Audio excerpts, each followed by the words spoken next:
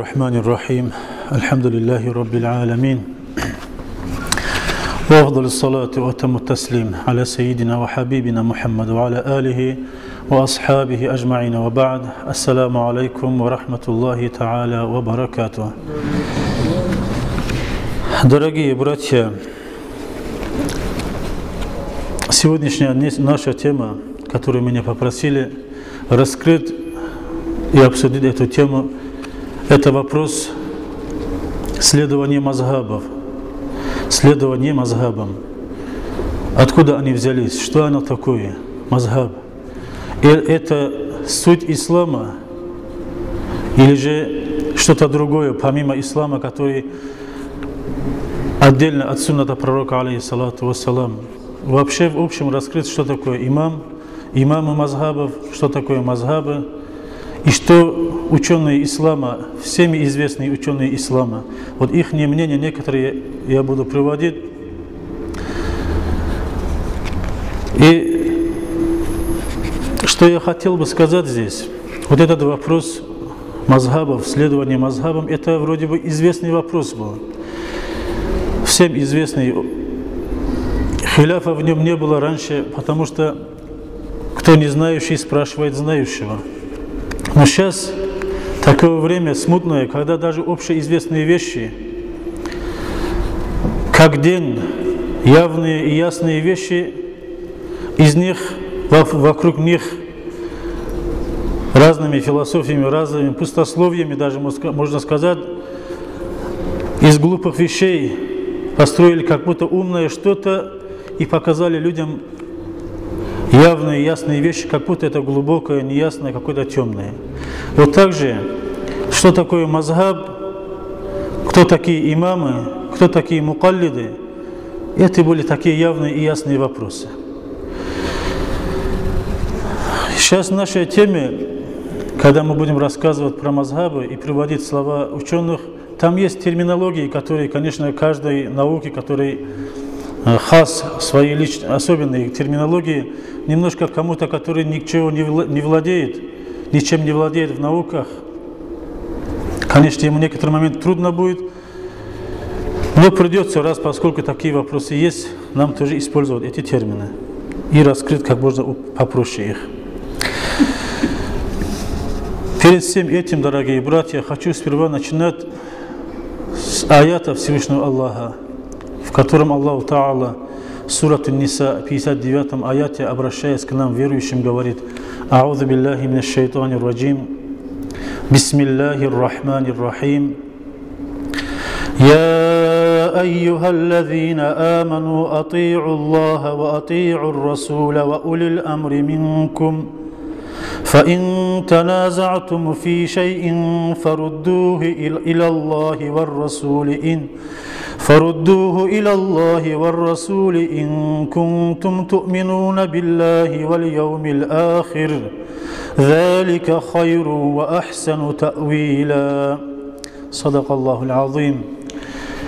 Всевышний Аллах, обращаясь к нам, верующим, говорит в этом аяте: «О верующие, о те, которые уверовали, будьте вы покорными Всевышнему Аллаху, и также будьте покорными посланнику Всевышнего Аллаха Мухаммаду, алейхиссалату вассалам, ва улил амри минкум, и те, которые возглавляют вас, а те, которые возглавляют нас, нашей религии, это и есть имамы и ученые ислама. Если, говорит, какой-то между вами возникнет спорный вопрос, то этими вопросами обращайтесь к словам Всевышнего Аллаха, к Корану, и также его посланнику, говорит, если поистине вы из числа тех, которые уверовали в Аллаха и в судный день. Так поступать — это для вас благо, говорит, и лучше для вас. Ва ахсану та'виля. Со стороны та'виля тоже это для вас лучше, говорит.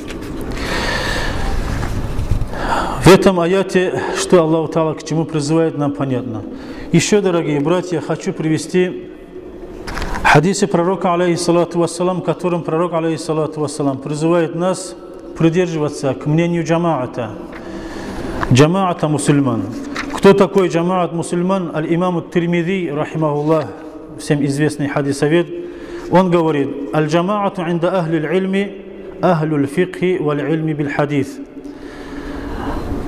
Аль-джамаа хадисов, которых мы будем использовать, это имеется в виду ученые ислама, обладатели фикха, обладатели понимания в исламе и обладатели наук, обладатели знаний в области хадиса, говорит. Пророк, алейхиссалату вассалам, в хадисе, который сообщает аль-имам ат-Тирмизи и также Ибн Маджа достоверным санадом, сообщает ан Умар ибн аль-Хаттаб, радийаллаху анху, ад Умар асхаба. Ан Расулиллахи, саллаллаху алейхи вассалам, и Умар асхаб от посланника Аллаха Мухаммада, алейхиссалату вассалам, что он сказал: алейкум биль джамаа, вы придерживаетесь пути джамаата, ва иякум валь фурка, и вы остерегайтесь отделение от джамаата, говорит. Фаинна шайтана ма'аль вахиди, поясня шайтан бывает и находится, когда вот отделившимся человеком одним, вахуа ма'аль миналь иснайна абад, а если уже двое человек, от них уже подальше шайтан. Если трое, четверо, пятеро, 10 и больше, чем больше шайтан от них тоже дальше, говорит. Вот такое понимается. Ваман арада бахбухат аль-джанна фальяльзамиль джамаа. Тот, который хочет оказаться в раю, пусть он находится вместе с джамаатом, пусть он следует мнению джамаата, ученых ислама. В другом хадисе, также аль-имам ат-Тирмизи от Абдуллахи ибн Умар, радийаллаху анхума, от асхаба, сообщает, что он говорил: «Каля Расулуллахи саллаллаху алейхи вассалама», что посланник Аллаха, алейхиссалату вассалам, сказал: «Инна Аллаха ла яджмау уммати аля ау каля уммата Мухаммад саллаллаху алейхи вассалам аля далаля». Пояснив, Всевышний Аллах не объединяет мою умму, говорит пророк, алейхиссалату вассалам, или же уммат мою Мухаммада саллаллаху алейхи вассалам сказал аля далаля, в заблуждении. На заблуждении уммат пророка, алейхиссалату вассалам, не объединяется. «Ваядуллахи ма'аль джамаа». И Аллаху Та'ала своим довольствием, своей помощью и заботой с джамаатом, говорит. «Ваман шадда шудда финнари». Тот, который отделился от джамаата мусульман, он отделился в ад, говорит. Также другой хадис, который сообщает и приводит Бухари и Муслим, рахимахум Аллаху Та'ала, عن حذيفة بن اليمان رضي الله عنه أدته أصحابه أنه قال: كان الناس يسألون رسول الله صلى الله عليه وسلم عن الخير وكنت أسأله عن الشر. Другие мусульмане, когда спрашивали пророка, алейхиссалату вассалам, о благом, что является благом, что является добром, я спрашивал о плохом, говорит, что является плохим, что является грешным. Я про это спрашивал, говорит. И дальше вот так он рассказывает, это немножко длинный хадис, и дальше говорит. Пророк, алейхиссалату вассалам, когда рассказывает про будущее, что коснется мусульман, Хузайфа, радийаллаху анху, потом спрашивая его, говорит: «Вахаль ба'да залика шарри мин хайрин». После той беды, после того плохого состояния, которое постигнет мусульман, постигнет ли мусульман хорошее состояние потом, говорит. Каля Расулуллахи саллаллаху алейхи вассалама, наам, говорит, да, говорит, постигнет их. Вафихим дахан, но не тот чистота, но не тот добро, которое было чистое от вреда, которое было раньше во времена асхабов, алейхим радийаллаху анхум аджмаин. Поэтому, говорит, будет добро, говорит, у мусульман, и хорошее состояние, но не такое чистое, говорит. Дахан, говорит, в нем будет. Вама дахануху, а что же за дахан, который не дает ему быть чистым? Что же это, который мутное, который мутит чистоту состояния мусульман, который постигнет их позже? Пророк, алейхиссалату вассалам, сказал: «Каумун яхдуна би гайри хадии». Появятся люди, которые наставляют других людей не моим наставлением, говорит пророк, алейхиссалату вассалам. «Та'рифу минхум ва тункиру», говорит, что-то от них ты будешь, то, что они делают, что-то тебе будет известное, то есть понятное, правильное что-то будет. Ватункиру, а что-то ты будешь инкар делать, говорит, отрицать будешь, ведь это же неправильно вот так.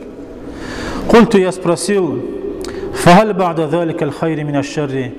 После этого хорошего состояния, в которой какой-то степень мутности тоже есть, после этого постигнет ли мусульман плохое состояние?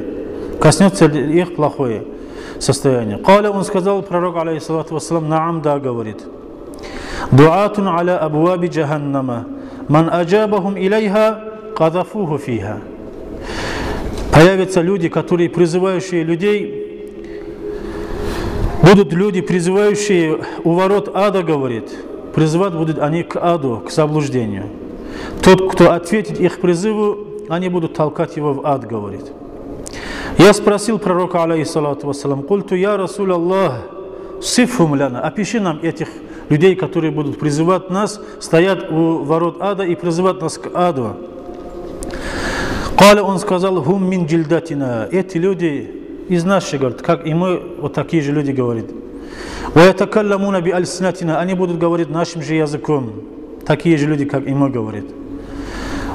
Культу, я спросил, фама та'мурни ин адракани далика яуму, чем ты мне советуешь, чем ты мне велишь, как мне поступать, когда вот, если я окажусь в то время, вот, смутное время.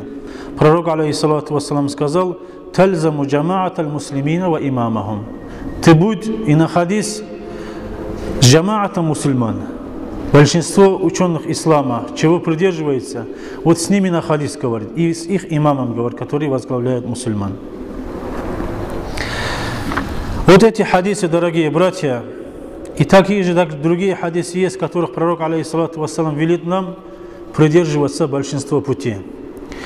Я к чему эти хадисы вам приводил, чтобы хоть кому-то известно, чтобы придерживались мнения большинства ученых ислама, потому что простые люди, которые не разбираются в науках, когда им кто-то приходит и хоть глупые вещи умными словами преподносят, могут попадать в заблуждение. Вот так и делает шайтан. Шайтан, когда мусульманин толкает в грех, он же не толкает, вот мусульмане видят этот грех плохим и толкаются к нему. Шайтан украшает ему это греховное. И вот этим путем его толкает к этому плохому. И поэтому люди, когда им украсили вот это плохое и неправильное, поэтому они не исправляются, говорит. Об этом Всевышний Аллах в Коране говорит, «А'удзу билляхи минаш шайтанир раджим, ва зайяна лахумуш шайтану ма кану я'малун». Часть этого аята, где Аллах Та'ала рассказывает про те народы, которые заблудились, когда Аллах Та'ала им посылал разные беды, они не исправились, не очнулись, не вернулись к пути Аллаха. Почему они так не очнулись и не исправились? Аллах Та'ала говорит, «Вазайяна лахумуш шайтану ма кану я'малун». Шайтан для них приукрасил то неправильное, и поэтому они не исправились, говорится. Для простых людей можно посмотреть на большинство ученых ислама испокон веков, чего придерживались, какого мнения придерживались, это можно для них как признак и аламат узнать, где есть истина, исходя из хадисов пророка, алейхиссалату вассалам.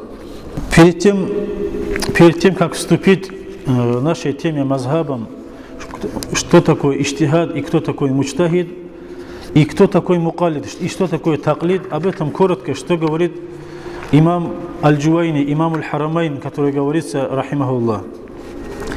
Аль-Муфти, муфти науки усул фикх, имеется в виду, это же самый муджтахид. Мин шарт аль-муфти, кто такой муджтахид и кто такой муфти? Его шарт приводит здесь. Мин шарт аль-муфти ва хуа аль-муджтахид ан якуна алиман биль фикхи. Муджтахид, человек, ученый, достигший глубоких знаний и достигший до уровня иджтихада, это тот алим, который знает науку фикхи.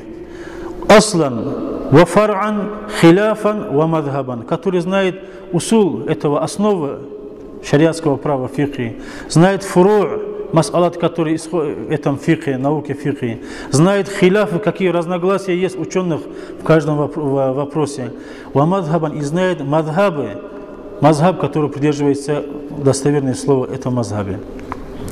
То есть знает правила фикха и усул фикха тоже, и знает также те фуру' мас'ала, отдельные мас'алаты, которые вытекают из этих правил. Также знает хиляфы тоже, чтобы и к чему пришли, потом единогласие ученых ислама тоже должен узнать, чтобы не противоречить единогласию мусульман. Также он должен знать все необходимые науки, которые необходимы для него, для иджтихада. Арифан бима яхтаджу иляйхи фи истинбат аль-ахкам. Он должен знать те науки, которые необходимы для того, чтобы вывести шариатские нормы. как наука, грамматика, люгат, ма'рифатур риджаль ар-равин, знать передатчиков хадисов, чтобы знать, какой хадис принимать, какой не принимать, какой из них макбуль, а какой из них маджрух. Также понимать должен тафсир аятов Корана, комментарии аятов знать, в которых приводятся ахкамы, и также валь-ахбар аль-варида фия, и также должен хадисы знать, чтобы во всем этом соответствовать Корану и хадису пророка, и суннату пророка, алейхиссалату вассалам, и чтобы не противоречить ему. А если же он глубоко не понимает Коран и не понимает хадис пророка, алейхиссалату вассалам, и не разбирается в науке хадис, он сам того не зная, он может противоречить этому же Корану, этому же хадису, думая же, что он сам находится на правильном пути. Поэтому необходимые науки для муджтахида говорят вот это. Из условий мустафти и есть мукаллид. Мукаллид, как здесь аль-имам аль-Джуайни говорит, что такое таклид? Таклид — это кабулу каули аль-каили биля худжатин. Принимать слова того, кто говорит эти слова, ученых, не зная их доказательства, то есть не зная, на что опирается этот ученый ислама, муджтахид, принимать его слова, это действие называется таклидом. Вот мустафти тоже это все самое и мукаллид. Мукаллид и есть и мустафти. Мукаллид, его условий, чтобы ему можно было делать таклид другому имаму, чтобы он сам должен быть не достигший до уровня иджтихада. Если мукаллид сам тоже достиг в этих науках уровня иджтихада, то, конечно, ему нельзя следовать за другим же муджтахидом, таким же, как он. Если у него есть те науки, если он обладает теми науками, которые необходимы для муджтахида тоже, то он должен свои науки, свои знания использовать для того, чтобы вывести шариатский хукм из Корана, из хадисов, так же, как и другой муджтахид. И ему валяйса лиль-алими ай муджтахиди ан юкаллида ли тамаккунихи мин аль-иджтихад, и нельзя, говорит муджтахиду, следовать за другим муджтахидом, говорит, и делать за ним таклид. И вот так насчет муджтахида пророк, алейхиссалату вассалам, в известном хадисе всем говорит: ман иджтахада фа асаба фалаху аджрани. Тот, который ученый, обладающий всеми науками, необходимыми для иджтихада, для того, чтобы извлекать шариатские хукмы, шариатские нормы из Корана, из хадисов, если кто обладает, он должен делать иджтихад сам. И если сделал иджтихад, и он попал в точку, если он правильный иджтихад у него оказался, пророк, алейхиссалату вассалам, говорит тому: фалаху аджрани, ему будет двойное вознаграждение, говорит, двойной аджра. А если же фаин иджтахада ва ахтаа фалаху аджрун вахид, а если он сделал иджтихад и ошибся в своем иджтихаде, тогда ему, говорит, одно вознаграждение за то, что он стремился узнать истину, говорит, и использовал все свои способности и все свои знания для того, чтобы узнать истину. Вот вопрос, хадис вот этого иджтихада, который призывающий иджтихаду муджтахидов, это касается вопросов фуру', то есть фикховских вопросах. Что каждый муджтахид мусиб, каждый тот, который сделал иджтихад, является мусибом правильным, когда говорится, имеется в виду в вопросах фикха, а не в вопросах вероубеждения, не в вопросах усуля. Об этом и говорит тоже аль-имам аль-Джуайни в своей книге «Аль-Варакат». Послушаем, что сказали ученые ислама про иджтихад и про таклид. Известный ученый ислама аль-имам аш-Шатиби, рахимахуллах, всеми признанный ученый аль-имам аш-Шатиби, рахимахуллах, он говорит в книге «Аль-И'тисам», 3 том, 250 страница, говорит в этой книге: «Инналь алима биш-шариати идha туби'a фи каулихи ва анқада ан-насу фи хукмихи фа иннама туби'a мин хайсу хуа алимун биха ва хакимун би муқтадаха». Поистине ученый ислама, знающий шариат, если за ним кто-то следует и принимает его хукму, следует за его словом и за его решением, которое он выносит из Корана, из хадисов, поистине за ним он следует за то, что он является знающим шариат Аллаха, говорит, и за то, что он выносит хукму, исходя из шариата Аллаха, говорит, а не откуда-то с другого места, говорит. Поистине говорит: «Фахуа фил хакикати мубаллигун ан Расулиллах. Инна аль-алима биш-шариати إذا اتبع في قوله وانقاد الناس في حكمه فإنما اتبع من حيث هو عالم بها وحاكم بمقتضاها لا من جهة أخرى فهو في الحقيقة مبلغ عن رسول الله المبلغ عن الله». Поистине этот алим, он говорит в сущности, на самом деле передает и доводит от посланника Аллаха Мухаммада саллаллаху алейхи вассалям, который тот же самый сообщает и передает от Всевышнего Аллаха. Поэтому мы следуем за алимами и слушаем их. فيتلقى منه ما بلغ على العلم بأنه بلغ أو على غلبة الظن بأنه بلغ لا من جهة كونه منتسبا للحكم مطلقا. От этого алима принимается, потому что этот алим достиг до какого-то уровня в знаниях, говорит. Из-за этого у этого алима принимаются его слова. Или же за то, что мы знаем, что он так достиг этого уровня. Или же за то, что галабатуллан, преобладание нашего ланну, мнение, то, что он является обладающим знаниями. Из-за этого мы слушаем и собираемся вокруг алимов.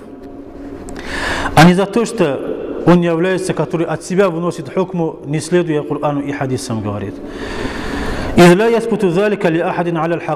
Никто такое не имеет права, чтобы от себя выносить какую-то хукму, говорит.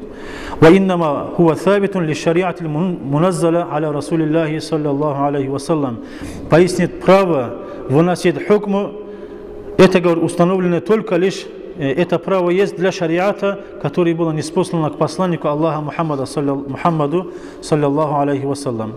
وَثَبَتَ ذَلِكَ لَهُ عَلَيْهِ السَّلَامُ وَحْدَهُ دُونَ الْخَلْقِ مِنْ جِهَةِ دَلِيلِ الْعِصْمَةِ.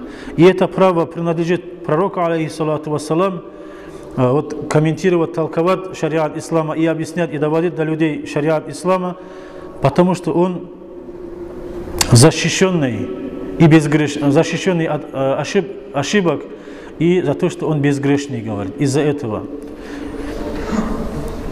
Дальше говорит, я читаю, почему текст ученых ислама из этих книг, чтобы вам тоже было известно, кто из вас понимает арабский язык, о чем речь идет, и чтобы вы могли сравнить то, что мы говорим. Дальше, говорит, и аль-имам Шатиби в этой же книге говорит: «Фаидан аль-мукаллафу би ахками шариати ла яхлу мин ахади умурин саласа». Затем, говорит, каждый мукаллаф, разумный, совершеннолетний мусульманин, он находится в одном из трех состояний, говорит. Первое, внимательно надо слушать вот эти разделения его. Первый говорит: «Ан якуна муштахидан фиха». Первое состояние, мусульманин может быть муштахидом, достигший уровня иштихада. Фахукмуху ма аддаху иляхи иштихаду фиха. Хукмы этого такого человека, который достиг до уровня иштихада, то, к чему приводит его иштихад, вот это для него и есть хукму шариата, говорит, в понимании Корана и хадисов пророка, алейхиссалату вассалам.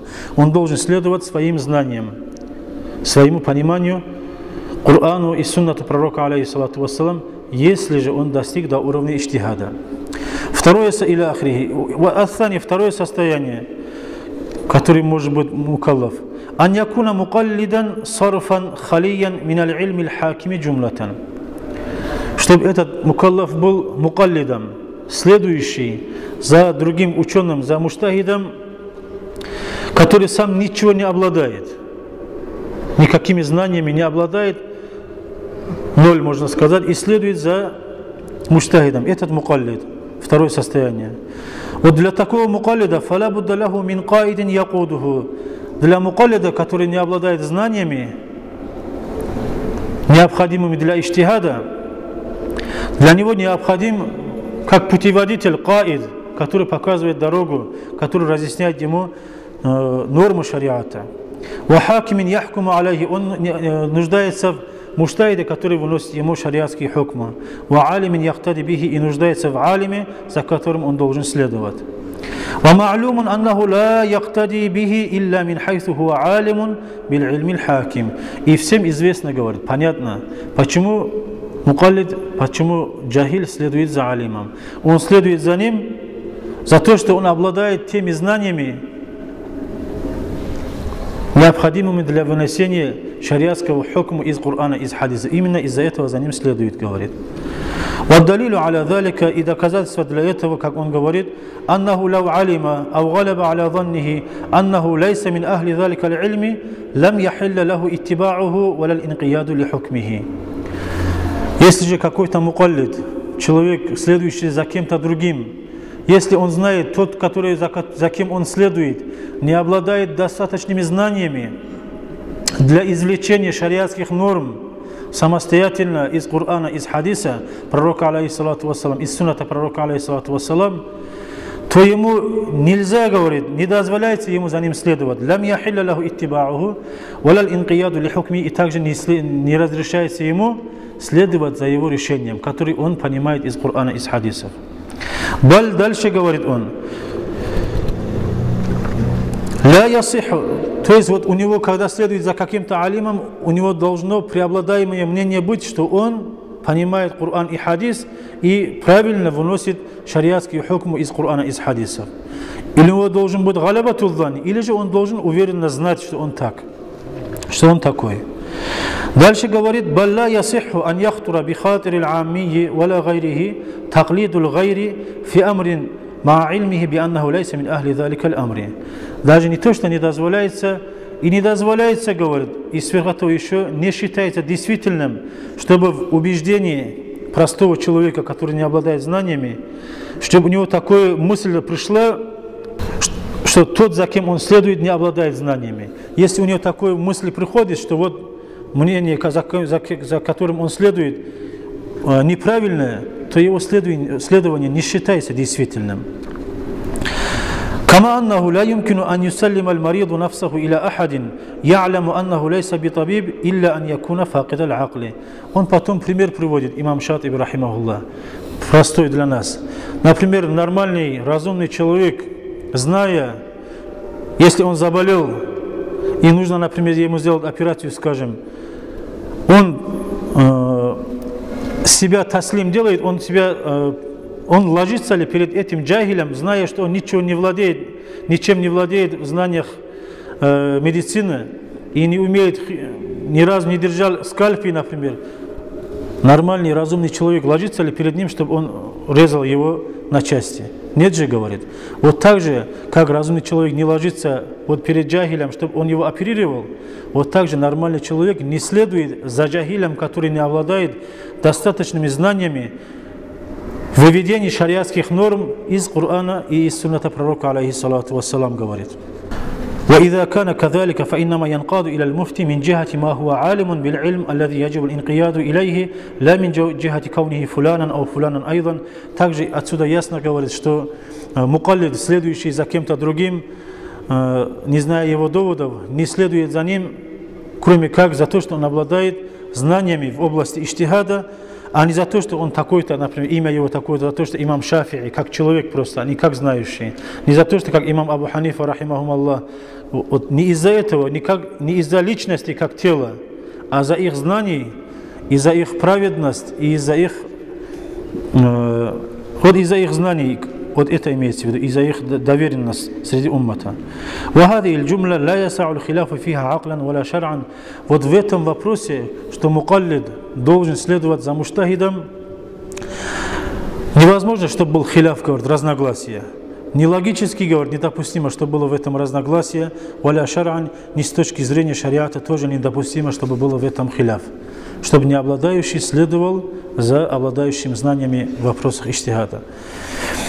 И третья категория людей, мукаллафов в вопросах шариата, ан якуна гайра балигин маблагал муштахидин. Вот здесь некоторые люди путаются и называют его муттаби'ан. Делят мукаллафов на три: муштахид, мукаллид, муттаби'и, говорит.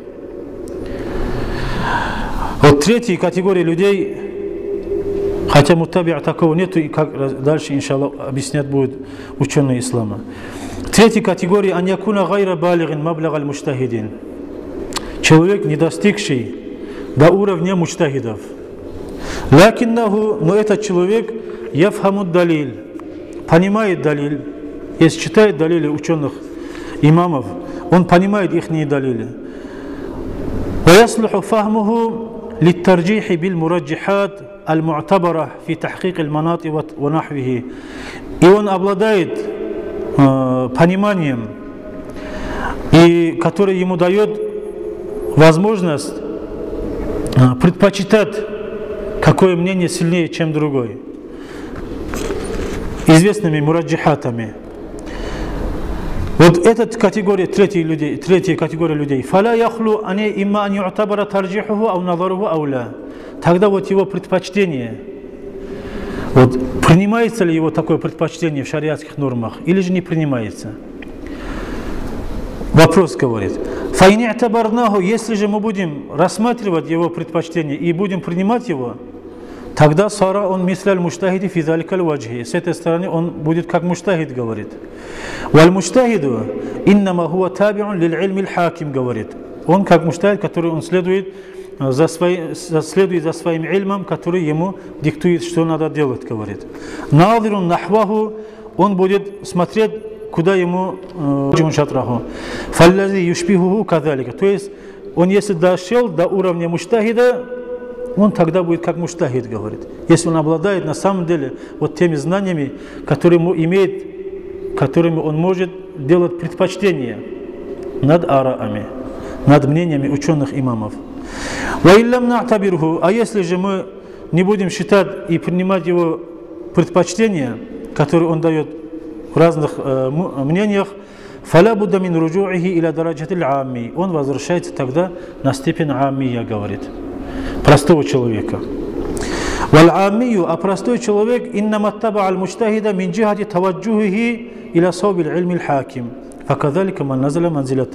а простой человек следует за муштахидом, за то, что тот муштахид использует свои знания, необходимые для выведения шариатских норм из Корана, из хадисов. Также тот, который, как он мукаллид, если он как мукаллид, значит он будет его хукму тоже как у мукаллида, то есть следовать должен за муштахидом. В любом случае, вот третья категория людей, он возвращается одному из них, первым двум. Если он дошел до уровня иджтихада, то он муштахид. Если он не дошел до уровня иджтихада, то он мукаллид, который должен следовать за муштахидом. Вот так имам Шатиби радийаллаху анху возвращает их. Дальше прочитаем, что говорит аль-имам Из бин Абдиссалам, султанул уляма, который называется, рахимахуллах, шафиийский ученый, известной своей книге «Каваид аль-Ахкам», говорит, в втором томе, 135 странице. Нельзя никому делать таклид за кем-то, за которым нам не повелено, чтобы мы за ним следовали, говорит. То есть нельзя следовать мукаллиду, кроме как за муштахидом, имеется в виду, как понимается. Например, муштахиду дозволяется ли следовать за муштахидом? Не дозволяется, как мы сказали. Это из примеров, в которых не дозволяется делать таклид. Или же, например, муштахид, который достиг до уровня иджтихада, дозволяется ли ему следовать за любым асхабом, за любым мнением асхаба? Нет, говорит, он должен использовать свой иджтихад и взвешивать, говорит, Коран и хадисы пророка, и суннат пророка, и также слова других асхабов тоже. И по нему выносит решение. И поэтому нам тоже, мукаллидам тоже, когда видит, что какой-то асхаб сказал что-то или поступал так-то, нам просто взять это слово и следовать ему как мазхаб, нам тоже не дозволяется. Он потом дальше говорит, а кто не дошел до уровня иджтихада, а вот простые люди, их обязанность это следовать за муштахидами, иджтихад за то, что они бессильны выводить шариатские нормы путем иджтихада, говорит. Отличие муштахида, поскольку он является обладающим знаниями, необходимыми, чтобы выносить шариатские решения из Корана, из сунната пророка, алейхиссалату вассалам. Дальше вопрос, если какой-то человек следует за одним из имамов, мазхабов, можно ли ему переходить от этого имама к другому имаму в другом вопросе? Разногласия, говорит, есть в этом, и достоверное слово, то, что мы подробно расскажем, говорит. Если же этот мазхаб, к которому он переходит, по его мнению, не принимается, если по мнению первого ученого, первого муштахида, считается вот второе мнение недействительным, то ему нельзя переходить, говорит, на тот хукм. Если там недействительный хукм, говорит. Она не опровергается, кроме как за то, что это является батилем, говорит. Если оба мазхаба, они близкие друг к другу, то можно переходить из одного к другому, говорит. Со времен асхабов и до наших времен, говорит, и до 4 мазхабов, и до наших времен, которые он говорит, мусаниф рахимахуллах, все мусульмане, говорит, которые не достигли до уровня иштихада, следовали за муджтахидами, говорит, и никто не делал инкар, говорит. Это единогласно дозволялось, говорит. Если же переходить от одного мазхаба к другому мазхабу, если бы это не дозволялось, говорит, то эти асхабы и табиины и другие ученые ислама, то они бы инкар делали, говорит, в этом. Слова Аш-Шах Валиюллах ад-Дахлави в книге Аль-Инсаф, 53 страница, и также в книге Худжатуллах аль-Балига, 1 том, 132 странице говорит: «Инна хади аль-мазахиб аль-арбаа», эти все 4 мазхаба, аль-мудаввана, которые сейчас полностью все главы, которые есть в книгах, и все вопросы, которые охватили, правила, которые установленные, хотя вопросы, каждый раз новые вопросы тоже появляются со временем. «Кадиштамаат аль-умма», говорит, уммат объединился, говорит, исламский, а уман ю'тадду бихи минха, или же те, которых их объединение рассматривается, аля джавази таклидиха, что можно за этими 4 имамами следовать, иля яумина хада, до нашего времени. «Ва фи залика мин аль-масалихи ма ла яхфа», и сколько пользы есть для мусульман и для ислама в этом, это для всех очевидно, говорит. «Ла сиема», особенно في هذه الأيام التي قصرت فيها الهمم جدا وأشربت النفوس الهوى وأعجب كل ذي رأي برأيه. Особенно в наши дни, говорит он, когда химматы людей ослабели, говорит, химматы мусульман ослабели очень, говорит. И также люди стали больше следовать за своими страстями, говорит. И каждый человек считает себя лучшим, и сам каждый человек самовлюбленный, что ли, говорит. Сейчас много стало самовлюбленных, тоже говорит. Дальше говорит в этой же книге, 124-125 странице: «Вакайфа юнкиру хада ахадун, ма анна аль-истифтаа валь-ифтаа лам язаль байна аль-муслимина мин ахди набии саллаллаху алейхи вассалам». Так как же может кто-то отрицать таклид, исследование за имамами, если же это было, говорит, со времен пророка, алейхиссалату вассалам? Были те, которые спрашивают, и были те, которые отвечают спрашивающим. Обладающие знания тоже были, говорит. «Валя фарка байна ан ястафтия хада даиман ау ястафтия хада хинан вадака хинан». И нету разницы, говорит, постоянно во всех вопросах спрашивать одного ученого, в дозволенности этого, и также в дозволенности того, что в одном вопросе следовать за одним ученым, в другом вопросе следовать за другим ученым. И этот, и другой же разрешается, говорит. «Валям ну'мин бифакихин ба'да ан якуна мужмиан аля ма закарна. Валя фарка байна ан ястафтия хада даиман ау ястафтия хада хинан вадака хинан ба'да ан якуна мужмиан аля ма закарна. Кайфа ла ولم نؤمن بفقيه أيا كان أنه أوحى الله إليه الفقه وفرض علينا طاعته وأنه معصوم». Ведь мы же, говорит, никто из верующих людей не уверует, что Аллаху Та'ала каждому из этих имамов не спасал вахи. Никто такой не сказал, говорит, что Аллаху Та'ала послал новое откровение к этим факихам. И никто не сказал, что Аллаху Та'ала отдельно, вот конкретно этому человеку вот так следовать, что такой фарз сделал, никто не сказал. И также никто не сказал, что каждый из этих имамов безгрешен и безошибочен. Такой маасум тоже никто не сказал, говорит.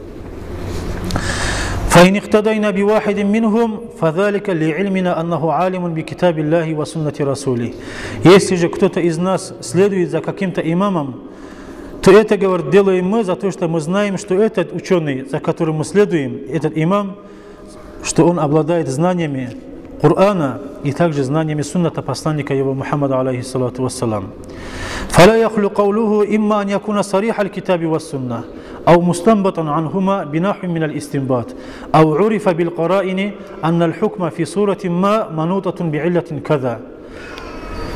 Если мы за каким-то ученым следуем, значит за то, что он обладает знаниями Корана и сунната пророка, алейхиссалату вассалам.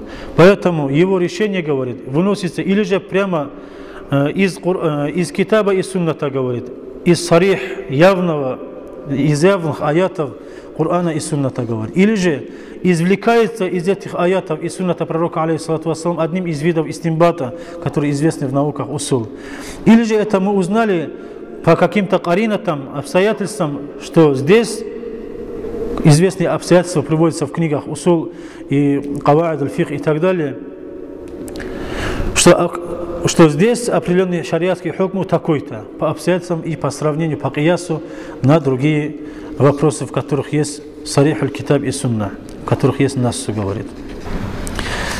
Эти слова имам Валиюллах ад-Дахлави. Здесь я написал слова Ибн аль-Кайима, рахимахуллах, которого больше придерживается, вроде бы говорят, что придерживаются те, которые не признают мазхаба или не хотят признать мазхаба. Или же говорят, что признают мазхаба, но на самом деле не следуют мазхабам. Вот некоторые вопросы, которые задавали Ибн аль-Кайиму, рахимахуллах, и ответы этого Ибн аль-Кайима, рахимахуллах. В книге А'лям аль-Мувакки'ин, автором которого является Ибн аль-Кайим аль-Джаузия, в 4 томе, 234 странице, вопрос ему задается аль-файда ат-тамина валь-арбаун. عند الرجل الصحيحان أو أحدهما أو كتاب من سنن رسول الله صلى الله عليه وسلم موثق بما فيه فهل له أن يفتي بما يجده فيه. Вопрос такой спрашивает его. Если кто-то обладает двумя достоверными сборниками Бухари и Муслим, или же одним из этих сборников Бухари и Муслим, или же другими достоверными источниками сунната пророка, алейхиссалату вассалам, вот этому человеку дозволяется ли выносить шариатский хукм, фатва из этих хадисов по своему пониманию? Такой вопрос задали Ибн аль-Кайим, рахимахуллах, и он отвечает: «Вассавабу фи хази аль-мас'аля ат-тафсил». Правильный ответ в этом вопросе подробность, который он приводит, тафсиль. فإن كانت دلالة الحديث ظاهرة بينة لكل من سمعه لا يحتمل غير المراد فله أن يعمل به ويفتي به, говорит. Если же тот смысл, на который указывает хадис, явный, очевидный для каждого, кто слушает, и другого ихтимала, другой ма'на не может быть, фалаху ан я'маля бихи ва юфтия бихи, тогда ему дозволяется амал делать этим хадисом, и он может этот хадис передавать, этот же хадис фатву сказать другим. Очевидные вещи, например, как вопрос, например, скажем, хадис пророка, алейхиссалату вассалам: «Ман кана ю'мину биллахи валь яумил ахири фальюкрим дайфаху». Тот, который уверует в Аллаха и в судный день, пусть почитает своего гостя. Также, например, «Ман кана ю'мину биллахи валь яумил ахир фальюкрим джараху». Тот, который уверует в Аллаха и в судный день, пусть почитает своего соседа. А также, например, запретность чего-то, открытый, например, есть запретность. Вот такие очевидные вещи. Другой, ма'на, который не может быть, то ему дозволяется, говорит, амал делать этим хадисом и говорит этот хадис и хукм этого хадиса другим.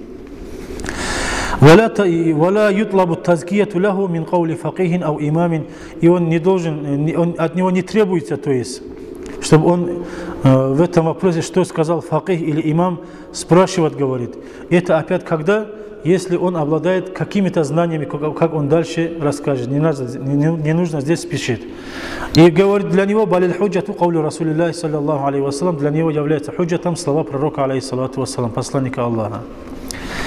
وإن كانت دلالته خفية, а если же смысл, тот, на который указывает хадис, является скрытым, لا يتبين المراد منها, конкретный мурад этого, конкретный смысл этого хадиса, если не очевидный, есть вероятность, что может быть и там другой ма'на тоже, и другой мурад, тогда, говорит, в этом случае лам яджуз лаху ан я'маля, ему не дозволяется амал делать этим хадисом. Валя юфти, и также ему не дозволяется выносить фетву, исходя с этого. Бима ятавахамуху мурадан, то, что ему кажется, что это является мурадом пророк, алейхиссалату вассалам, исходя с этого, выносит фатву, ему не дозволяется. Хатта яс'аля, пока он не спросит, ваятлуба баян аль-хадис ваваджаху, пока он не будет искать разъяснение этого хадиса, и что здесь имеется в виду конкретно, не узнает. Не дозволяется ему амал делать, и не дозволяется ему фатву давать, исходя своего понимания. Сумма каля, дальше говорит Ибн аль-Кайим, вахада куллюху, то, что мы сказали, вот эти два случая, если смысл хадиса очевидный и когда смысл хадиса скрытый, и ихтимал, там другой мана, когда есть, это когда изакана самата нау ахлия, какой-то, если способен, какой-то, если какими-то он знаниями обладает, вот тогда, говорит, ему можно для себя амал делать, когда даже очевидный мана хадиса говорит. Валякиннаху касирун, но если он не обладает достаточными знаниями фи ма'рифатиль фуру', в понимании фуру' мас'ала, и также каваид аль-усулиин валь-арабия, и также он достаточными знаниями не обладает в правилах науки усул фикхи и арабского языка. Тогда, если он хоть немножко обладает, вот тогда он может, вот где явный смысл хадиса, это использовать. وَإِذَا لَمْ تَكُنْ ثَمَّةَ أَهْلِيَّةٌ قَطْ. А если нет никаких способностей, не обладает никакими знаниями в шариатских науках, это касается большинства мусульман, джумхур мусульман. Фафардуху, четко, ясно говорит Ибн аль-Кайим, рахимахуллах, его обязанность, ма калаху Аллаху та'аля, то, что Аллаху та'аля сказал ему. Аузу биллахи минаш шайтанир раджим, бисмиллахир рахманир рахим. Фас'алу ахля дзикри ин кунтум ла та'ламун. Если же вы не обладаете знаниями, Аллаху та'аля говорит, велит здесь, чтобы вы спрашиваете тех, которые обладают этими знаниями, говорит. То есть, те люди, которые призывают простых людей, которые ничего не знают из арабского языка, ничего не знают из правил усул фикхи, ничего не читали из науки фикхи, те люди, которые даже если спросить, не могут перечислить арканы намаза, не могут перечислить то, что нарушает омовение, аркануль вуду, не знаю, арканы омовения, которые не знают. Даже если хоть некрасиво, даже не знают элементарно, как делать истинча, правильно, не интересовались этим. Вот такие люди, когда именно хотят узнать, что вот этот хадис, его такой мана, какой у него аят, а здесь это имеется в виду, а это не имеется в виду, начинают обсуждать смысл аятов, смысл хадисов, шариатские нормы, извлекать по своему умозаключению из них, это ни в коем случае не дозволяется. Вот об этом говорит здесь Ибн аль-Кайим, рахимахуллах, четко ясно. Даже элементарные хадисы, которые кажутся элементарными, для мутааллима, которые очевидны, даже вот который я сказал хадис. «Ман кана ю'мину биллахи валь яумил ахири фальюкрим джараху». Кто вот хотя бы это понимает, необходимо же хоть какое-то знание арабского языка иметь. Не так ли? Необходимо. Поэтому говорится, чтобы элементарные, ясные хадисы тоже объяснять, должен элементарные знания какие-то иметь. А кто вообще не обладает знаниями, тогда он должен следовать велению Аллаха, в котором говорит: «Аузу биллахи минаш шайтанир раджим, фас'алу ахля дзикри ин кунтум ла та'ламун».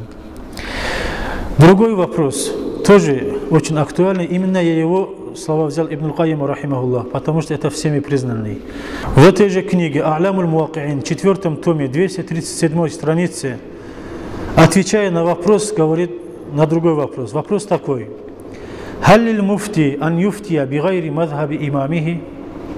Дозволяется ли муфтию, который выносит шариатскую хукму, выносить фетву не по своему мазхабу, не по мазхабу своего имама, а по другому мазхабу? Ибн аль-Кайим, рахимахуллах, передает от Аби Амр ибн Салах, рахимахуллах, ученый, хадисовед тоже он, известный ученый Ибн Салах, рахимахуллах. Он сказал: «Ваман ваджада хадисан юхалифу мазхабаху», говорит. Ибн Салах, рахимахуллах, говорит, как сообщает от него и передает Ибн аль-Кайим, рахимахуллах. «Ваман ваджада хадисан», тот человек, который нашел какой-то хадис, юхалифу мазхабаху, который противоречит его мазхабу. Что он должен делать? «Фаин камулят алатуль иштихади фихи мутлакан». Если же он обладает всеми необходимыми знаниями для полноценного иджтихада, то есть для выведения шариатских норм прямо из Корана и из хадисов. Для иджтихадуль мутлах, если он обладает такими знаниями. Или же фи мадхаби имами, или же если он обладает знаниями, необходимыми для иджтихада в мадхабе, как муджтахидуль мадхаб, как имам Навави рахимахуллах. Фи залика науи, или же в этом виде вопросов, если он обладает необходимыми знаниями для иджтихада.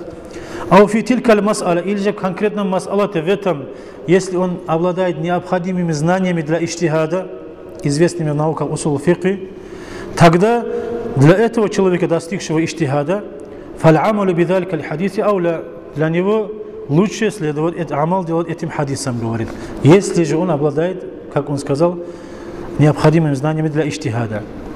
Ва ин лам такмул алату, а если он полноценными знаниями для иджтихада, если он не обладает, ва ваджада фи кальбихи хазазатан мин мухалафат аль-хадиси, ба'да ан бахаса, фалам яджид ли мухалафати индаху джавабан шафиян, фальянзур. Дальше. Смысл. А если же он не обладает достаточными знаниями для иджтихада, но оставит этот хадис видит, который противоречит мнению своего мазхаба, говорит, мнению своего имама, который обладает необходимым знанием для иджтихада. Этот хадис противоречит, и его сердце не успокаивается, когда видит этот хадис, оставлять его. После того, как он поискал и не нашел выход, говорит, почему его не нашел выход, почему его имам оставил этот хадис, не нашел объяснения, тогда Джавабан Шафин, который успокаивает сердце, если объяснение не нашел в своем мазхабе, почему он оставил этот хадис, тогда фальянзур, пускай такой человек смотрит.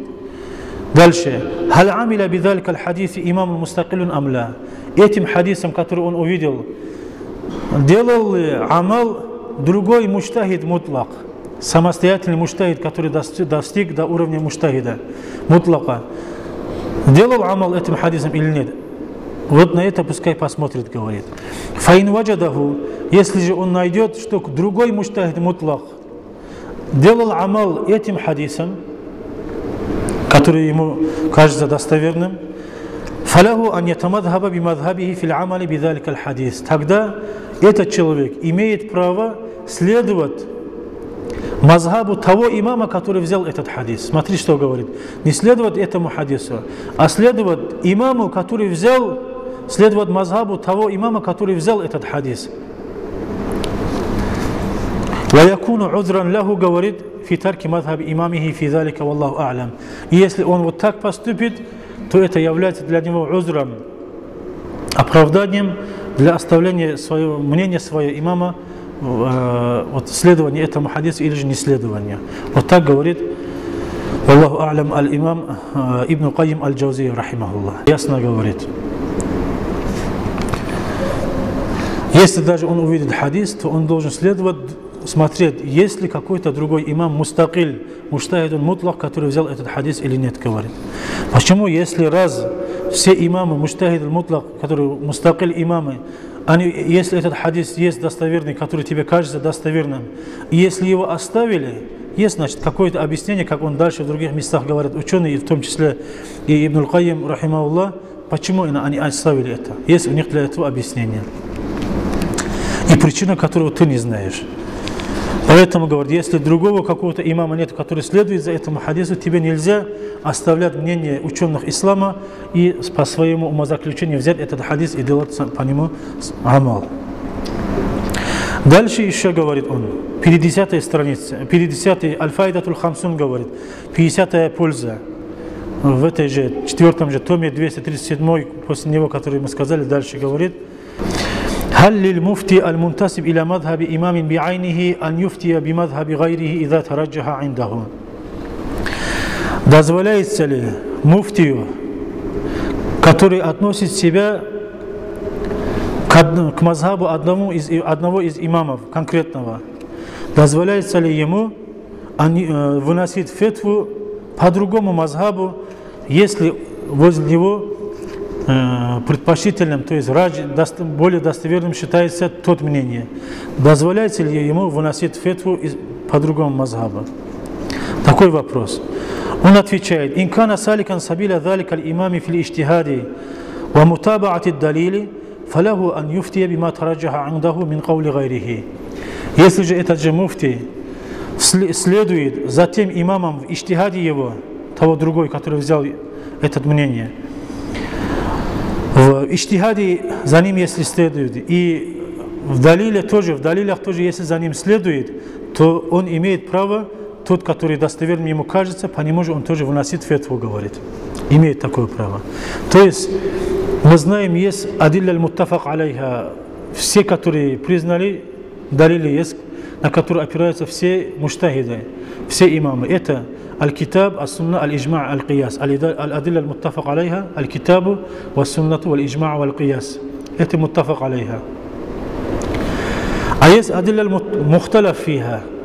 Далили, который взял один из имамов, а другой имам это в качестве далиля не взял, третий взял какой-то далиль, а четвертый не взял. Вот такие адилля есть каждого из имамов, которые взяли. Это далили, которые есть в них разногласия среди имамов. Например, приведем вот истисхаб, такой далиль есть, взял его аль-имам аш-Шафи'i. Например, аль-истихсан, это в качестве далиля взял аль-имам Абу Ханифа, рахимахуллах. Амалу ахли Мадина, вот такой далиль называется. Это взял аль-имам Малик, рахимахуллах. Итак, другой не взял. Вот такие есть вещи, которые одни имамы взяли, другие не взяли. Это адилля. Если вот этот муфти следует в далилях, следование за далилями, за этим ученым в другом мазхабе, который является, если по нему следует выведение шариатских норм, то он имеет право выносить фетву, исходя из того, что возле него считается достоверным, раджихом. وإن كان مجتهدا متقيدا بأقوال ذلك الإمام, а если же он мужтахид мукайяд, как мужтахид аль-мазхаб, как имам Навави, который делал иджтихад внутри мазхаба имама Шафи'и, рахимахуллах, ла я'духа иля гайриха, и который не переходит на другие мазхабы имамов, факад киля, по этому поводу сказано следующее: ляйса ляху ан юфтия би гайри каули имамихи, что он не имеет права выносить хукму, кроме как выносить фетву, кроме как по слову своего имама, говорится. Фаин арада залика, если же он хочет сказать, ответ ему: хакаху ан каилихи хикаятан махда, если другой мазхаб, он хочет мнение другого мазхаба сказать ему, не как в качестве фатва от себя, а как в качестве передающей мнение определенного имама другого мазхаба. Вот так он имеет право передавать. То есть сказать, имам Абу Ханифа в таком-то мас'алате, например, дозволил в вопросе заката выплатить деньгами, например. Вот так имеем право, как накиль, как передающий рассказать может. А как выносить хукму от себя, если он то есть муштахид аль-мазхаб здесь, то он здесь по своему мазхабу говорит, говорится. Вассавабу, а он дальше Ибн аль-Кайим говорит: аннаху иза тараджаха индаху каулу гайри имамихи бидалилин раджихин, фалаху ан юхариджа аля усули имамихи ва каваидихи. Вот это, которое на самом деле практиковалось. И вассавабу, он считает, Ибн аль-Кайим достоверным, считает и правильным, если вот этот муштахид аль-мазхаб, как имам Навави, рахимахуллах, если возле него считается раджих, преобладающим и более достоверным, каулю гайру имамихим, слово не его имама, а другое слово считается более достоверным, и для этого есть далилюн раджих, достоверный такой далиль, тогда этот муштахид аль-мазхаб, как имам Навави, рахимахуллах, фаля будда ан юхариджа аля усули имамихи ва каваидихи. Он должен выводить вот этот хукму, который опирается на более достоверный далиль, из правил же и из основ своего же имама, говорит. Например, имама Шафи'и, рахимахуллах. Почему говорит? Фаинналь аиммата, поясни, все имамы муттафикуна, единогласны, аля усуль ахкам, на основные правила, на далили, из которых выводятся ахкамы, основные далили, говорят, они все единогласны. وَمَتَى قَالَ بَعْضُهُمْ قَوْلًا مَرْجُوحًا, если кто-то из них в каком-то мас'алате сказал марджух слово, слабое слово, если сказал фаусулу, то правило того же самого же имама и его основы таруддуху не принимает этот каулюн марджух, слабое слово. Ватактадил кауля раджих, и требует более достоверное слово. Факуллю каулин сахих, поэтому каждое достоверное слово, достоверное мнение, фахуа юхарраджу аля каваид аль-аимати биля райбин, без сомнения она извлекается и выносится из правил каждого из имамов, говорит, муштахидов. فإذا تبين لهذا المجتهد المقيد, если для этого муштахид аль-мукайяд, то есть муштахид аль-мадхаба, как имам Навави, рахимахуллах, для него разъяснится и станет возле него известным руджхану хада аль-кауль, преобладание этого слова достоверности, какого-то слова, васихату маахадихи аля каваиди имамихи, и что это же слово и это же решение выносится из правил своего же имама, тоже, например, имама Шафи'i, например, фаляху ан юфтия бихи, он имеет право выносить фатву, исходя из этого. Вабилляхи тауфих, говорит. Это и практиковалось на самом деле. Это же и есть ответ для тех, которые говорят, почему мы берем минхадж имам Навави в качестве основы по шафи'ийскому фикхе, а не берем книгу Аль-Ум, которую составил Аль-Имам Аш-Шафи'и, рахимахуллах, сам. В качестве основы по фикхе Шафи'и берем минхадж, а не берем Аль-Умму. Вот почему вот это говорится здесь. Ответ получаем здесь.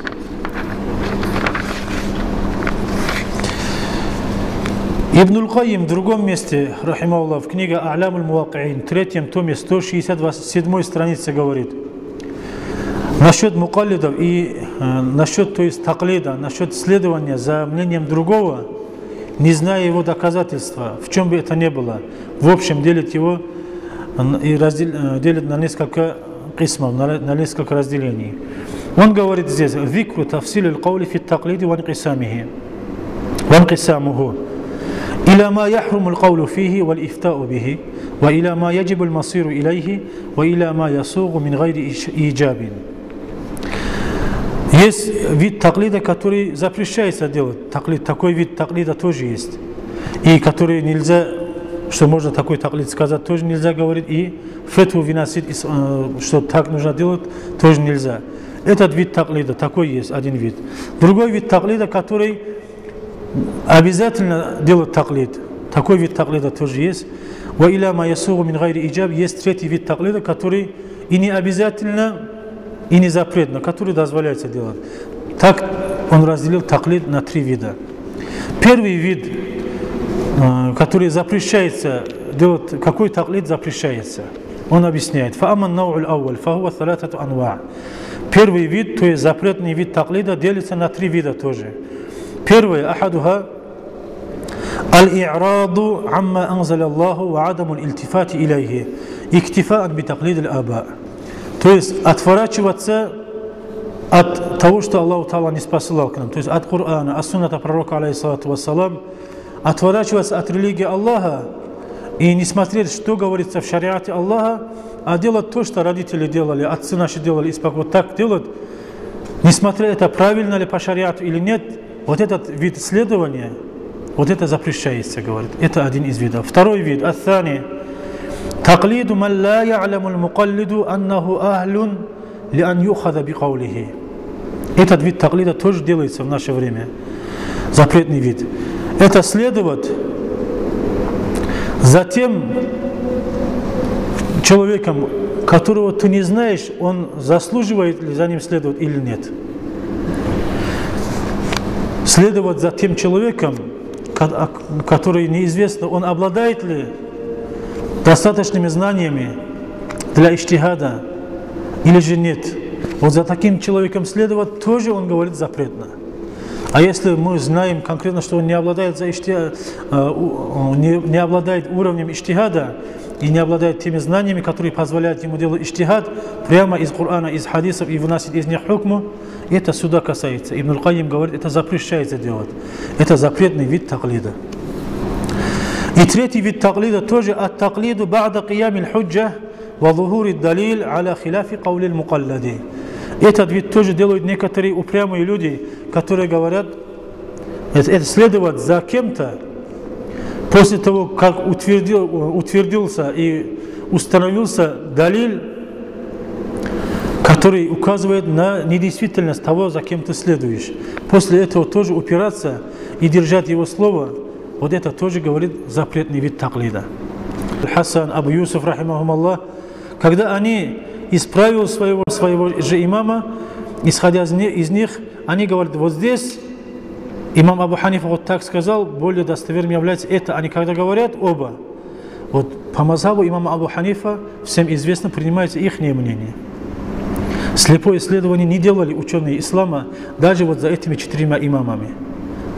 Когда они видели, что это слово, чем это более предпочтительное и более достоверное другое слово, в мазхабе этого же имама считается, хоть глава этого мазхаба имам, в его мазхабе считается более достоверным, то, что является достоверным. Очень много таких моментов. Имам Абу Ханифа, рахимахуллах, сказал одно, Мухаммад ибн Хасан, рахимахуллах, и Абу Юсуф, рахимахуллах, ученики имама Абу Ханифы, которые иштихад делают, муштахид мазхаб, как считается у них, они по его же правилам, они говорят, вот здесь Абу Ханифа, вот по его мазхабу должно быть так, они говорят. И в мазхабе Абу Ханифы считается вот то, что они сказали потом оба. И также по имаму Шафии, рахимахуллах, тоже такой же есть. И в других мазхабах тоже. Муштахид аль-Мутлак, имам Навави, когда одно говорит, по правилам имама Шафии, который изучил правила и основы имама Шафии, и говорит, вот здесь по его правилам должно быть так. И это более достоверно, когда говорится, принимается это слово. И поэтому мы в шафийском мазхабе, у нас книга Минхадж является опорой и как позвоночник шафийского мазхаба. Такой тоже очень актуальный вопрос задали этому Ибн аль-Кайиму, рахимахуллах. В 4-м томе этой же книги А'лам аль-Муаки'ин, 196 странице. 196 странице. Аль-Фаидатуль хадияту валь-ишруна. 21-я польза, говорит он. Вопрос такой ему.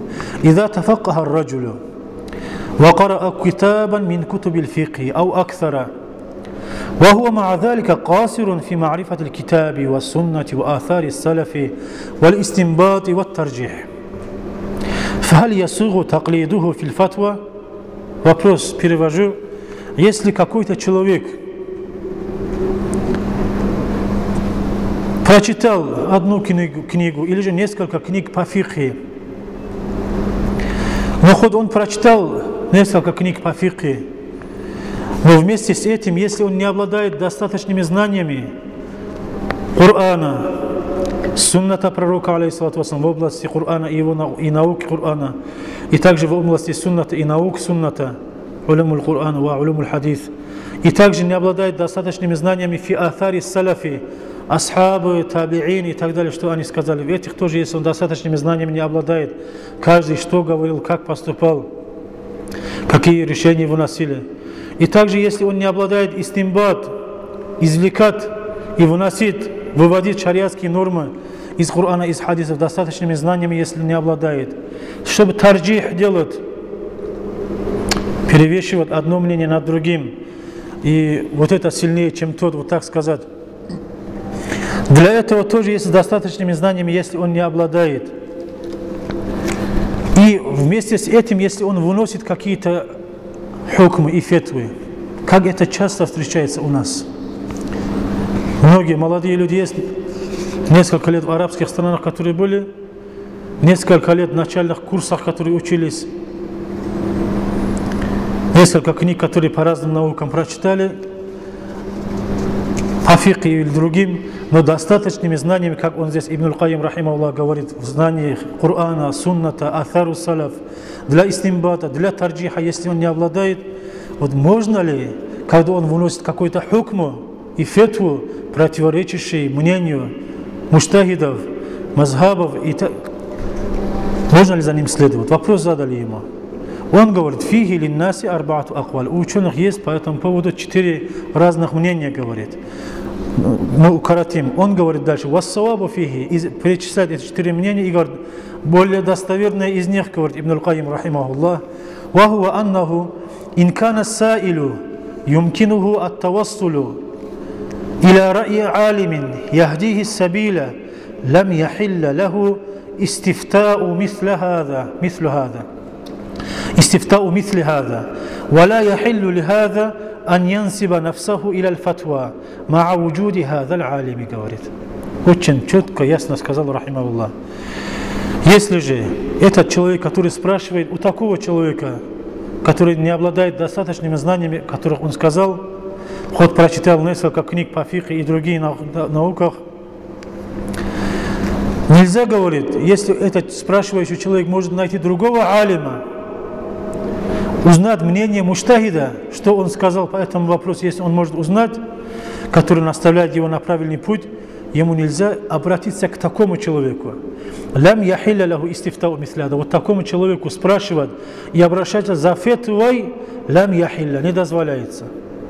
Валя яхиллю лихада, также не дозволяется этому же человеку, который вот так ограниченный и малыми знаниями, ему тоже не дозволяется аньянсиба нафсау иляль фатва, себя вот поставить на уровень выносящего фатва и выносить шариатские решения, не следуя за муджтахидами. Ему тоже не дозволяется, если есть муджтахиды и ученые, которые обладают иджтихадами, обладают уровнем иджтихада. И в наше время тоже, если вот эти муджтахиды, имам Шафи, рахимахуллах, имам Ахмад ибн Хамбаль, имам Малик, рахимахуллах, и имам Абу Ханифа, рахимахумуллах аджмаин, хоть они сами своими телами, хоть они отсутствуют, но их иджтихады, их фатвы, которые они делали, выносили, их иджтихады дошли до нас. И также муджтахиды мазхабов и ученые, что сказали, дошли до нас. И есть в наше время ученые, которые знают мнения и фатвы, и нормы, шариатские нормы, которые они выносили из Корана, из хадисов по своим иджтихадам. Это тоже есть у нас. Поэтому обращаться к тем алимам, которые передают тебе мнение и решение этих муджтахидов, это будет считаться обращением к этим же муджтахидам. А не обращаясь к ним, выносить от себя фатву, выносить это хукм из Корана, из хадисов. Пророк, алейхиссалату вассалам, самостоятельно, кто не достиг до иджтихада, он говорит, ему и не дозволяется это делать, и спрашивать у таких людей другим тоже не дозволяется, говорит, запретным является. Дальше он продолжает, «Ваиллям якун гайруху». А если же нету другого, если же муджтахида нету, или же нету того человека, который знает мнение этих муджтахидов, и есть вот это, который ограниченный в знаниях человек, который больше, чем тот, который спрашивающий обладает знаниями. Вот в этом случае говорит, وَإِلَّمْ يَكُنْ غَيْرُهُ بِحَيْثُ لَا يَجِدُ الْمُسْتَفْتِي مَنْ يَسْأَلُهُ سِوَاهُ فَلَا رَيْبَ أَنَّ رُجُوعَهُ إِلَيْهِ أَوْلَى مِنْ أَنْ يُقْدِمَ عَلَى الْعَمَلِ بِلَا عِلْمٍ. Только в этом случае можно ему обратиться к тому, который больше, чем он обладает знаниями, хотя он тоже ограниченный в знаниях. Без сомнения, тогда можно говорить, чтобы не делать амал, вообще, чем ничего не знает, чем делать, хоть кто-то что-то знает, вот за ним следовать. Это будет следование фас'алу ахля дзикри ин кунтум ла та'ламун. Если вы не знаете, спрашивайте тех, которые обладают знаниями.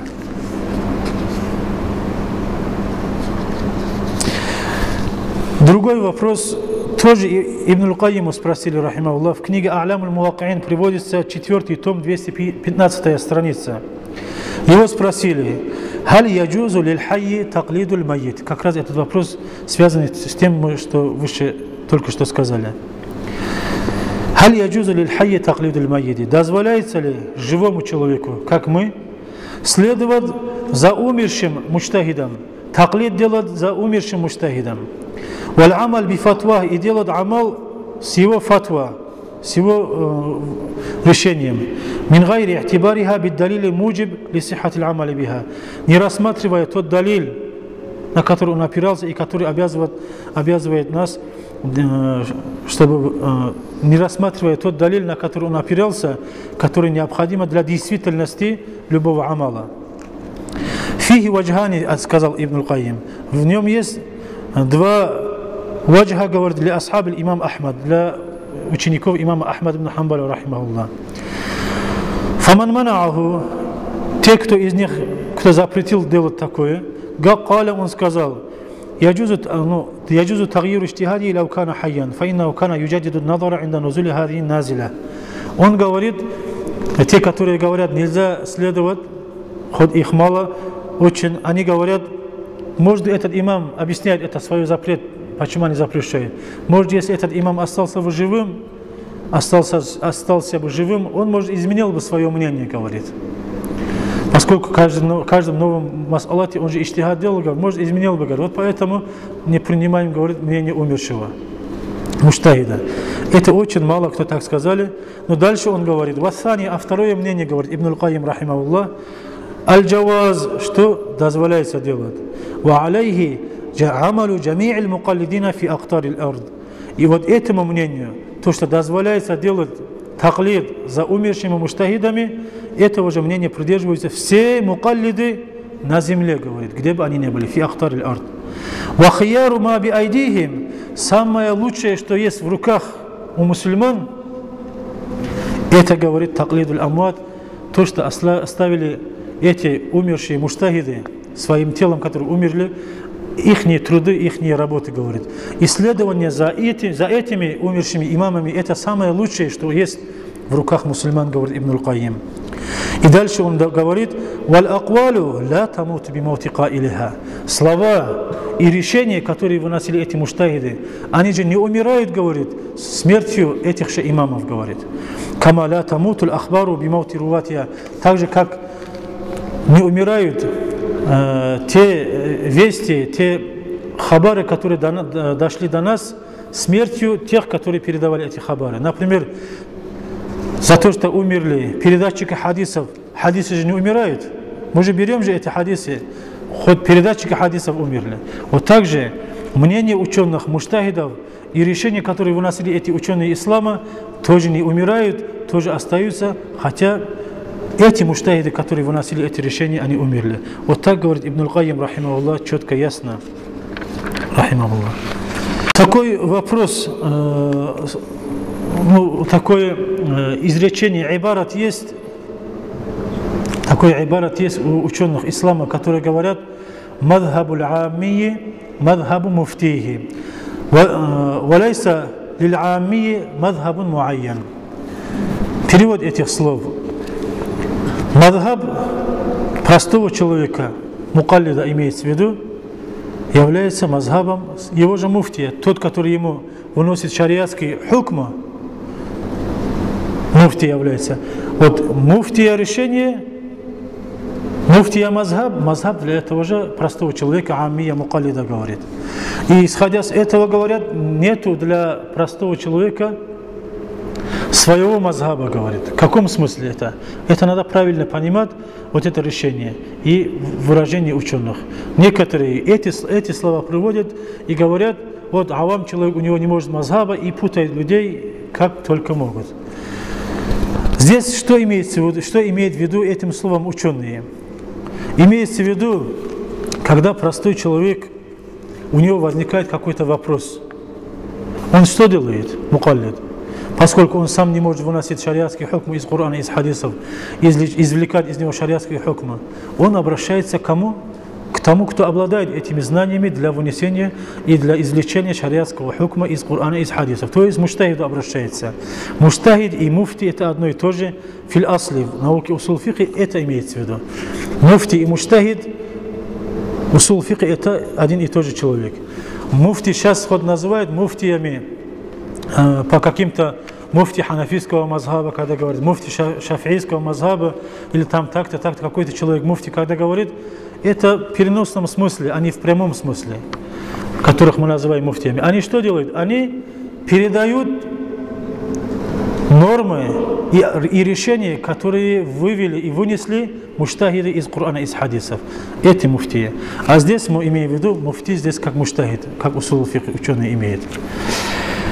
Дальше говорит, вот, объясняли мы это, муфти, простой человек, мукаллид, он обращается к муджтахиду за решением этого вопроса. И муджтахид выносит шариатские хукмы. Потом он в другом месте оказался, вопрос у него другой возник. он обращается к другому муджтахиду, который возле него поблизости есть. И тот муджтахид дает ему ответ. У него раньше было это мнение, а сейчас у него этот человек в этом вопросе следовал за этим муджтахидом. А сейчас в этом вопросе он спросил другого муджтахида, последовал за ним. Потом в третьем вопросе за третьим. В четвертом вопросе, если нашел муджтахид мутлак, за четвертым.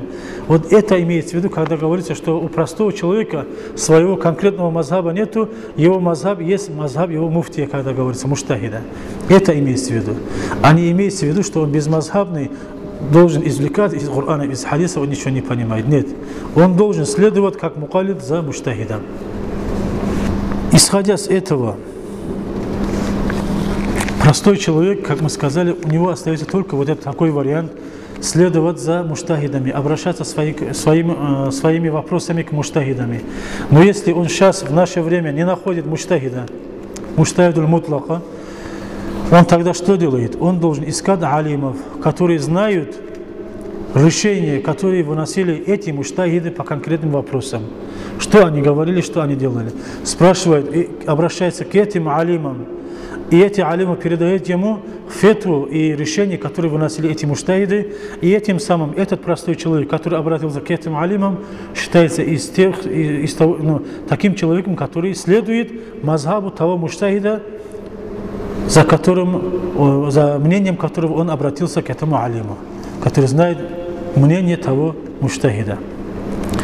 Вот вопрос, были ли другие муджтахиды, кроме четырех муджтахидов, есть ли другие муджтахиды, были ли такие? Да, были такие муджтахиды. Конечно, вообще некоторые спрашивают, что было до 4 мазхабов, до 4 имамов, что делали другие мусульмане до появления этих 4 имамов. Ничего не изменилось.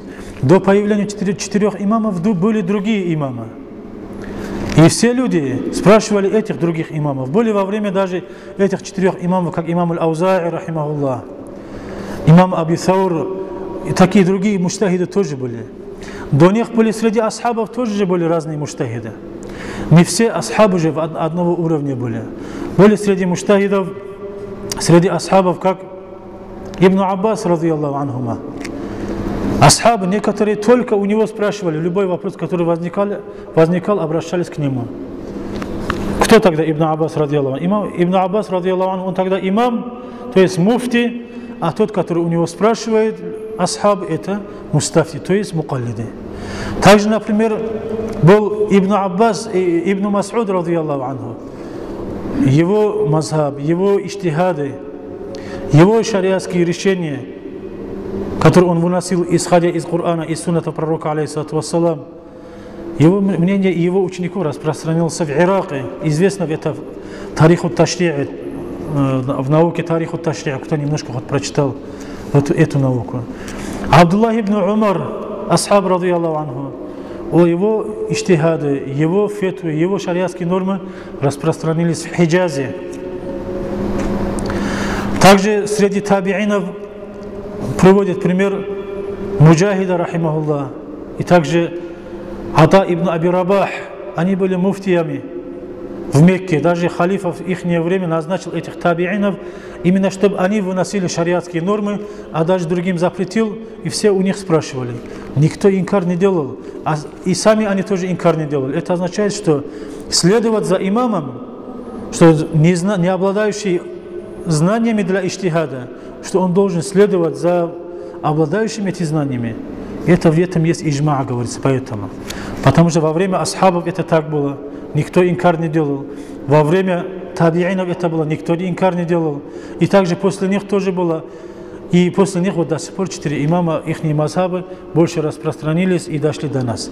Вот вопрос следующий. А почему именно эти 4 мазхаба? Почему именно за этими 4 имамами следуем, а не другими? Почему не следуем за имам Аузаи и другими? Потому что, говорится, в Тариху Ташри'и ученые ислама объясняют, потому что эти ученые, их труды, их фетвы, их иджтихады, над ним их ученики очень много вложили труда, трудились над их работами, над их иджтихадами трудились их ученики, уточняли и проверяли их труды как вот, в соответствии их правилам. И также их труды сохранились и дошли до нас. Труды этих 4 имамов тадвин сделаны, то есть записались в книгах их решения по разным вопросам, по разным разделам фикха, по разным вопросам нашей жизни. Их фетвы известны. И это сохранилось и дошло до нас. И это достижение этих фетв, их работ до нас дошло тоже достоверным путем, достоверной цепочкой. Вот по этим причинам, за то, что вот эти причины есть, поэтому именно эти 4 мазхаба распространились по всему миру. Ученые ислама все, когда увидели достоверность этих мазхабов, что они не просто так с воздуха говорили что-то, не что-то по своим страстям говорили, а все их шариатские нормы, шариатские решения, которые выносили их фетвы, основывались именно на Коране и на суннате, на иджмае, на киясе, которые иджма и кияс основанные тоже на Коране и суннате. Из-за этого исламский мир, ученые исламского мира приняли их труды, исследовали за ними. И в этом тоже есть иджма умма. И сейчас какой бы глупый человек, это, скажем, глупый, который умудряется и обязывает следовать за ним, который он немножко что-то прочитал, и запрещает мусульманам следовать за этими великими учеными, которые весь исламский мир испокон веков принял их, миллионы и миллионы мусульман, запрещает следовать за этими учеными и велит следовать за ним. Это же какой же это должен быть упрямый и такой, скажем, смелый человек, который не боится наказания Всевышнего Аллаха и его гнева.